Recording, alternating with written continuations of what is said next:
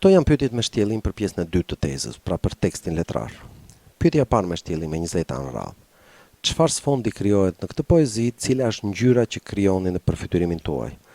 Duket qarta se janë dy pyetje, prandaj dhe vlerësimi është me 2 pikë. Fillimisht na kërkohet të gjejmë sfondin dhe pastaj ngjyrën që përfytyrojmë pas leximit të poezisë. E thënë thjesht me sfond do të kuptojmë skenën në të cilën lëvizin dy personazhet e poezisë. Dhe tashmë kemi kuptuar që skena është dimri, me borën që shtron, me flokët e borës që bien. Këtë skenë mirë është ta pasurojmë me detaje që përgjigjja të jetë më e plotë. Natë dimri me erra, qielli mbyllur, borë që bie shtron, ftohtë, mëngjes, qielli i zbekt. Dhe mos harroni asnjëherë, përgjigjen mos e lini kurrë kështu me fjalë të shkputura. Mundoni ta formuloni me fjali të plota. Ja për shembull si e ka Chelsea vlerësimit. Natyrë dimri, e ftohtë, me erë, me borë, të bie në sy një qiell i mbyllur, i hirt, që në mëngjes shfaqet i zbekt dhe i ftohtë. Në pyetja e dytë, na kërkon të tregojmë ngjyrën që përfitojmë pas leximit të poezisë. Patjetër që duhet të bazohemi tek poezia për të përcaktuar ngjyrën, sepse pyetja në fakt na kërkon të gjejmë çfarë ngjyre ka në poezi. Domethënë çfarë ngjyre përmendet ose çfarë ngjyre nënkuptohet në poezi. E vetmja ngjyrë që përmendet në poezi është e hirta në strofën e fundit, altruizmi i hirt i qiellit.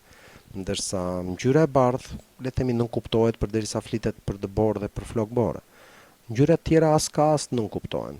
Pra, shumë mirë mund të përgjigjemi se ngjyra që krijohet në përfytyrim pas leximit të poezisë është e hirta, e bardha. Pyetja numër 21. Shikoni me kujdes emrin Ernat. Shumë si kësaj fjale është një thyerje standardi në gjuhën shqipe. Shkruani shumë si në rregull dhe shpjegoni arsyeën stilistike të kësaj forme që ka zgjedhur poeti. Pyetje e gjatë, po më pëlqen pyetjet e gjata sepse në fundit na sqarojnë më mirë dhe shpesh kanë edhe një pjesë të shpjegimit brenda. Pra, na thuhet se shumë si Ernat nuk është në standard dhe na kërkohet të shkruajmë shumë si në standard, shumë si në rregull. Erra, era, errat. Kjo është e thjeshtë. Së dyti na kërkohet që të shpjegojmë arsyeën stilistike të përdorimit.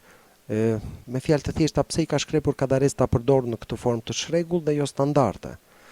Kjo është një nga ato pyetje që mban nesh subjektivizëm kilometra larg. Pra, pyetje përgjigjja e së cilës më tepër është perceptim personal se sa ka ndonjë bazë reale objektive.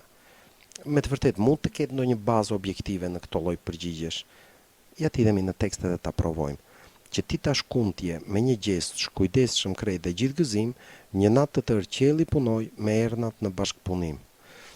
Le të bëjmë një provë dhe ta ndrojmë fjalën erna me erra. Një natë të tërë qielli punoi me errat në bashkëpunim. Prishet ritmi i vargut. Pra kjo pyetje pas ka një shpjegim objektiv. Përdorimi shumë si të shregullt ruan ritmin e vargut, domethënë tingëllimin ose mund të themi muzikalitetin e tij.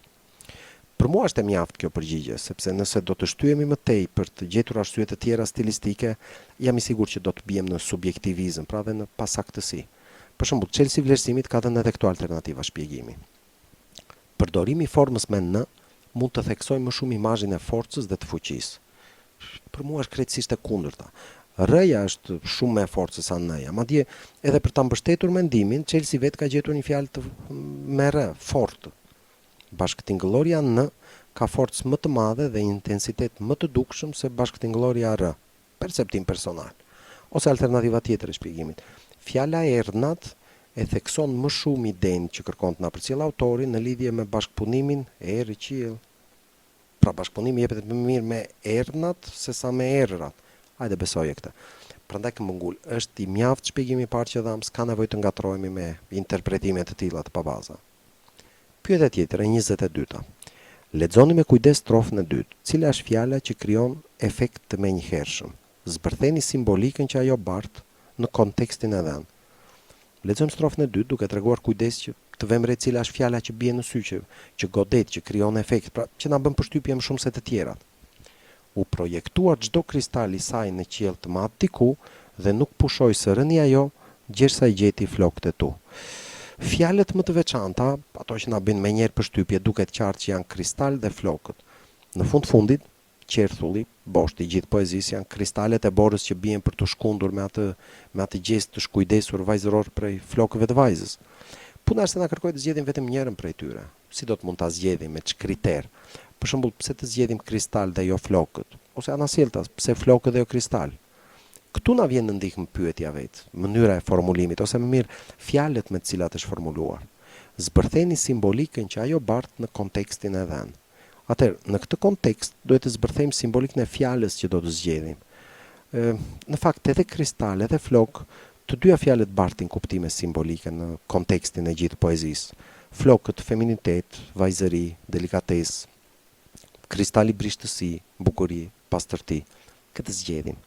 Këtu na vjen në ndihmë pjesa tjetër e pyetjes. Lexoni me kujdes strofën e dytë. E pra, përderisa pyetja na fokuson në strofën e dytë, konteksti që do të marrim parasysh do të jetë ai i strofës së dytë. Dhe në kontekstin e strofës së dytë, fjala kristal duket se ka më tepër peshë. Të gjitha vargjet e strofës, përveç të fundit, flasin për mënyrën si krijohet kristali, qëllimin e tij. Prandaj dhe në këtë kontekst, nga të gjitha fjalët e tjera të zakonshme, më e veçanta, më mbreslënësi është kristal. Jam dakord të analizë gjatë, e thellë, e vështirë, por pak të analizë të kujdesshme, pak vështirë të zgjedhin fjalën e duhur, ose vetëm rastësisht mund të zgjedhin fjalën e duhur, pa përjashtuar këtu intuitën. Dhe të mendosh që me gjetjen e fjalës kristal do të marrim vetëm një pikë. Pjesa tjetër e pyetjes është ajo që vlerësohet me 2 pikë, sepse nuk diskutohet, është më e vështirë të zbërthesh simbolikën e kësaj fjale në këtë kontekst. Kërkon gjithë arsenalin që disponojmë, njohuri, interpretim, vlerësim. Për të zbërthyer simbolikën që bart fjala kristal, le të nisemi nga më e thjeshta.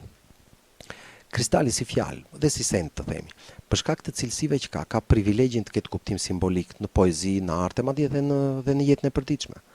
Cilat janë cilësitë e tij? I thyeshëm, pra, delikat, i brisht, i bukur nëse kemi parasysh formën fizike të tij, i pastër, i bardhë. Të gjitha këto cilësi e bëjnë që kristali të simbolizojë, të them, delikatesën, brishtësinë, pastërtinë, bukurinë. Por simbolizon vetëm kaq, pyetja na e kërkon këtë simbolik në kontekstin e dhënë, dhe në kontekstin e strofës së dytë, kristali po ta vëmre, është projektuar enkas për diku me një qëllim, të bjerë në flokët e vajzës. Pra, është kristal i veçantë sepse të themi në flokët e vajzës, bukuri, feminitet, nuk mund të bjerë diçka do si do, por diçka e veçantë, po aq e bukur, e brisht, delikate. E pra në këtë mënyrë e zbërthyen plotësisht simbolikën e fjalës kristal në kontekstin e strofës së dytë. Përderisa kristali nuk kupton diçka të bukur, të brisht, delikate, të veçantë, vetëm diçka e tillë mund të përdoret për flokët e vajzës, që edhe ato nuk kuptojnë nga ana e tyre bukurinë, delikatesën, feminitetin e vajzës vetë. Siç e shihni, është pyetje e vështirë, mjaft e komplikuar. Të keni parasysh në teza ka gjithmonë 1 ose 2 pyetje të tilla që së bashku me stilin e eses që do të shkruani bëjnë diferencën e 10 absolute me notat e tjera.